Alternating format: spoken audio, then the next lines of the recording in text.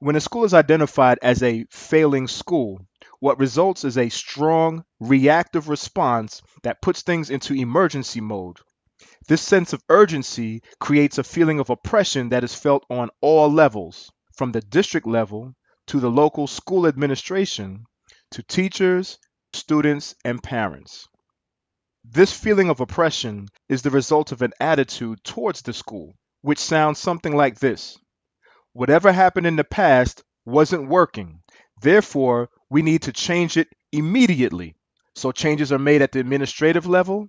Administration changes staff, school-wide policies, procedures, programs, curriculum, and all of these changes are made very quickly despite the opinions and perception of the people who actually work there. This creates a strong sense of resentment among staff.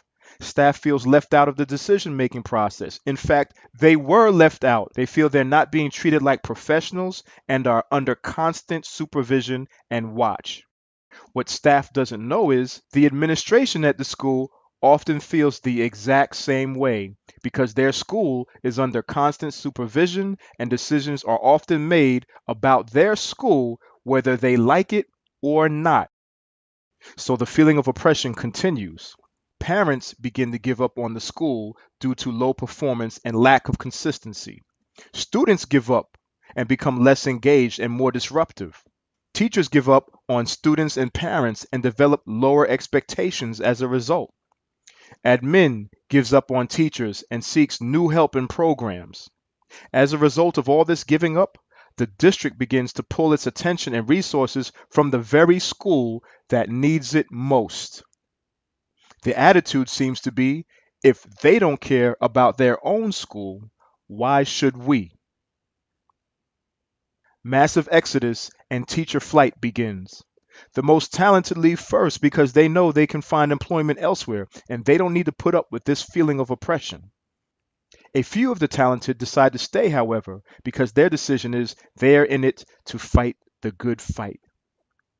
Administration, in emergency mode, has to replace empty teacher positions. It becomes increasingly difficult to find talent because the school has a bad reputation. So good teachers are replaced with new and sometimes even bad teachers who simply can't get a job anywhere else and just want to collect a check. The school climate continues to decline. Morale suffers. Teacher attendance becomes an issue because they don't like coming to work. Then admin has to replace certified staff with subs. Oftentimes, it becomes hard to find subs because the subs don't want to work at this school with such a bad reputation.